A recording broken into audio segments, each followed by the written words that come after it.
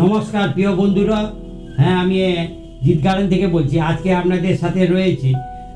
টবে বায়োচেম্বার করে তরমুজ গাছ লাগিয়েছিলাম। সেই তরমুজ গাছের ফুল আনার কি উল্লেখযোগ্য পরিচর্যা এবং সাথে সাথে ফুল এলে হ্যান্ড পলিনেশন বা কিভাবে করবেন যাতে ফল হবে, তরমুজ হবে, সেই বিষয় নিয়ে আপনাদের সাথে রয়েছি। আগের ভিডিওয়ে দেখিয়েছিলাম যে কিভাবে বীজ থেকে চারা তৈরি করা বা বায়োচেম্বারটা কিভাবে তৈরি করা।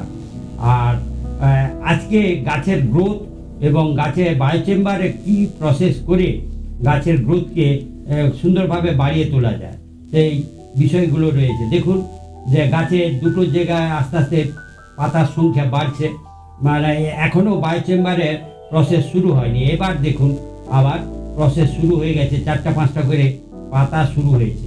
প্রসেস আর কি, ওই যে মাঝে যে বোতল দিয়ে যেটা চেম্বার করেছি ওর মধ্যে বিভিন্ন সবজির অতিরিক্ত অংশ দিয়ে ভরিয়ে দেওয়া এবং জল দেওয়া, তাহলে ওর ভেতরে ওটা পচে সার তৈরি হবে এবং সেটা গাছের খাওয়ার হবে, অফুরন্ত খাওয়ার। তরমুজ গাছ হ্যাপি ফিডার, খাওয়ার যোগান ঠিক দিতে হবে।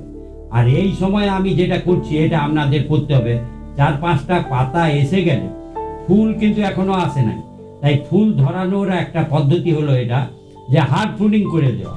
যে গাছে 4-5টা পাতা আসার পর পাতার অগ্রভাগটা একেবারে কেটে দেওয়া। যদি এই হার্ড প্রুনিং করে দেন, দুটো সুবিধা, গাছের ব্রাঞ্চের সংখ্যা বেড়ে যাবে, আর ব্রাঞ্চ বা শাখার সংখ্যা বেড়ে গেলে ফুলের সংখ্যা বাড়বে, ফলে ফল হওয়ার সম্ভাবনা বেশি তৈরি হবে। তাই 4-5টা পাতা এসে যাওয়ার পর এটা করবেন। তাহলে প্রথমে বায়োচেম্বারটার বিষয়ে বললাম, তারপরে আমি দেখাচ্ছি প্র্যাকটিক্যালি। আর হার্ড প্রুনিংয়ের বিষয়টা দ্বিতীয় বললাম যে এটা করতেই হবে, নাহলে ফল কর গাছে ফুল আনার বিষয়টা একটু দেরিতে হবে। আর এটা করলে নিশ্চিত যে হার্ড প্রুনিং করলে গাছের গ্রোথটা বন্ধ হয়ে গেল, তাহলে গাছ ফুল ফল দেওয়ার জন্য প্রস্তুত হবে। সেটাই করতে হবে। আর সাথে সাথে একটা পরিচর্যা রয়েছে, সেটা বলছি পরে। প্রথমে দেখুন যে ওই বায়োচেম্বারে যে সবজির অতিরিক্ত অংশ সেগুলো এইভাবে ওই বোতলের ঠিক মাঝখানে এইভাবে ঢুকিয়ে দেওয়া এবং তারপর জল দিয়ে দেওয়া। এটা সপ্তাহে 1-2বার করে সবজির অতিরিক্ত অংশগুলো দেওয়া এবং জল দিয়ে দেওয়া। এই বায়োচেম্বারের উল্লেখযোগ্য বিষয় যেটা, সেটা হলো যে সার সরাসরি তৈরি হবে ওখানে এবং চেম্বার থেকে ফুটো আছে, সেই ফুটো দিয়ে মাটিতে চলে যাবে এবং গাছ খাওয়ার নিবে, অফুরন্ত জৈব সার পাবে, ফলে গাছ বেড়ে ওঠাটা খুব ভালো হবে। আর সেটাই আমি গত বছর করেছিলাম, আপনাদের সঙ্গে শেয়ার করেছিলাম, এবছরও করেছি। যে সকল বন্ধুরা নতুন আসছেন তারা এই বিষয়টা জানার জন্যই করছি যে বায়োচেম্বার করে আপনি ওই চেম্বারে সবজির অতিরিক্ত অংশ এবং জল দিয়ে দিলে ওটা আস্তে আস্তে পচবে এবং সারটা ওই চেম্বারের ফুটো দিয়ে চলে যাবে, ফলে গাছে খাওয়ারের সমস্যা হবে। আর এখন যেটা দেখছেন ফুল আনার একটা উল্লেখযোগ্য পরিচর্যা প্রথমে বলেছিলাম যে হার্ড প্রুনিং করলাম, যেমন ফুল আনার একটা পরিচর্যা, ঠিক একইভাবে আর একটা পরিচর্যা দেখছেন, পেঁয়াজের খোসাকে ভিজিয়ে রাখছিলাম, সেটা 12 ঘন্টা ভিজানোর পর তার থেকে এই রকম একটা তরল সার তৈরি করলাম, যেটা পটাশ সমৃদ্ধ একটা জৈব সার। সরাসরি লাল পটাশ দেওয়ার বিষয়টা আমি বলছি না, কারণ গরম এখন রয়েছে, ফলে সরাসরি লাল পটাশটা গাছের ক্ষেত্রে একটু অসুবিধা হয়, যেহেতু টবের গাছ, মাটি কম, এবং সেই কারণে আমি জৈব পটাশটা দেওয়ার বিষয়ে বলছি। পেঁয়াজের খোসাকে ভিজিয়ে রাখা এবং তার জলটা এইভাবে বায়োচেম্বারে আপনি দিয়ে দিবেন, তাহলে গাছে পটাশের ঘাটতি হবে না। আর পটাশ ফুল আনার বিষয়ে উল্লেখযোগ্য রোল নেয়।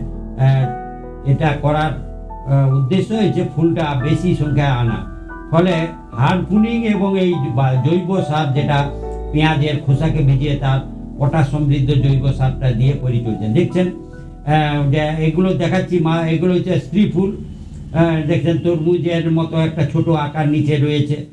আর যেগুলো পুরুষ ফুল হবে সেক্ষেত্রে এটাও দেখছেন স্ত্রী ফুল, যে এইভাবে অসংখ্য ফুল আসা শুরু হবে। এই ফুল এলে তার পলিনেশন করার বিষয়টা বলবো। কিভাবে করব সে বিষয়ে বলছি। তাহলে ফুল আসা শুরু হয়েছে, অসংখ্য ফুল আসবে। দেখছেন এই যে এইগুলো স্ত্রী ফুল। আমি বারবার দেখাতে চাচ্ছি যে ফুলের সংখ্যাটা দেখুন ক্রমশ বাড়ছে এবং স্ত্রী ফুল পুরুষ ফুল পর্যায়ক্রমে রয়েছে। এই স্ত্রী ফুল চেনার বিষয়টা আমি বলতে যাচ্ছি যে ফুলের নিচের দিকে একটা তরমুজের আকৃতির গোলাকার অংশ থাকবে, সেটা স্ত্রী ফুল। আর যেটা তরমুজের আকৃতি থাকবে না সেটা পুরুষ ফুল। এবার কিভাবে পলিনেশন করব এটাও দেখছেন, এটা স্ত্রী ফুল। তাহলে আমার অসংখ্য স্ত্রী ফুল গাছে এসেছে। এটা দেখছেন এই মুহূর্তে যেটা দেখাচ্ছি, এটা দেখুন, এটা স্ত্রী ফুল নয়, এটা পুরুষ ফুল। এটা সেই রকম আকারটা নেই যেটা তরমুজের আকারের মতো, যে পুরুষ ফুল সংখ্যায় বেশি হবে, স্ত্রী ফুল কম হবে।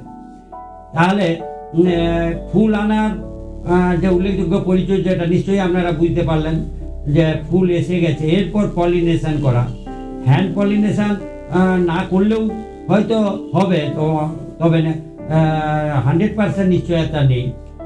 তাই আমি হ্যান্ড পলিনেশন করব, কারণ টবের গাছ, সেখানে 4টা ফল ধরাতেই হবে। যে মাঠের গাছ হলে সেখানে আপনি যেটা বায়ু পরাগ বা বাতাসের মাধ্যমে বা কীটপতঙ্গের মাধ্যমে পরাগযোগ হয়ে যায়। এখন দেখছেন এটা পুরুষ ফুল, আমি ওখান থেকে তুলে নিলাম। দেখছেন এইরকম, এটা দেখে বুঝতে হবে পুরুষ ফুলের পাপড়িগুলো খুলে দেবো এবং ভেতরে যে পরাগ বা রেণু আছে মাঝখানটা দেখলে বুঝতে পারছেন, ওই রেণুগুলো স্ত্রী ফুল যে রয়েছে তার অংশে লাগিয়ে দেওয়া, হ্যাঁ সরাসরি, তাহলে পলিনেশন বিষয়টা হবে। দেখছেন এইভাবে পাপড়িটা খুলে দিয়ে তার ওই যে পরাগ বা রেণুগুলো এইভাবে, ওইটা স্ত্রী ফুল যেটা লাগাচ্ছি ওটা স্ত্রী ফুল, আর রেণুটা লাগাচ্ছি এইভাবে হালকাভাবে 4-5 বার লাগিয়ে দিবেন। তাহলে এই দেখছেন এইটা পুরুষ, এটা স্ত্রী ফুল গোড়াটা দেখাচ্ছি। যে এইভাবে হ্যান্ড পলিনেশন করার কথা বলছি। তাহলে আপনার হ্যান্ড পলিনেশন করলে সুবিধাটা এটাই যে এই ফুলটা অবশ্যই ফলে পরিণত হবে। না হলে কীটপতঙ্গের অনিশ্চয়তা রয়েছে, হলেও হতে পারে আবার নাও হতে পারে, কিন্তু যেহেতু হ্যান্ড পলিনেশন করলাম তাহলে নিশ্চিত ফল হবে। আর গাছে, টবের গাছ, ফলে 4-6টা অবশ্যই হ্যান্ড পলিনেশন করবেন আপনারা। এইভাবে করবেন, পুরুষ ফুল স্ত্রী ফুল চেনার উপায়টা বললাম, এবং এইভাবে পলিনেশনটাকে আপনারা করবেন। আর জলের দিকে নজর রাখবেন। আমার গাছ আস্তে আস্তে বড় হচ্ছে, আমি নেট দিয়ে উপর দিকে তোলার পরিস্থিতি তৈরি করে দিয়েছি। দেখছেন অসংখ্য অগ্রভাগগুলো রয়েছে এবং তাতে অসংখ্য স্ত্রী ফুল রয়েছে, এবং আমি হ্যান্ড পলিনেশন পর্যায়ক্রমে করে নিয়েছি। আপনারা এইভাবে তরমুজ গাছ টবে লাগিয়ে ছাদে এইভাবে উল্লেখযোগ্য পরিচর্যা করুন।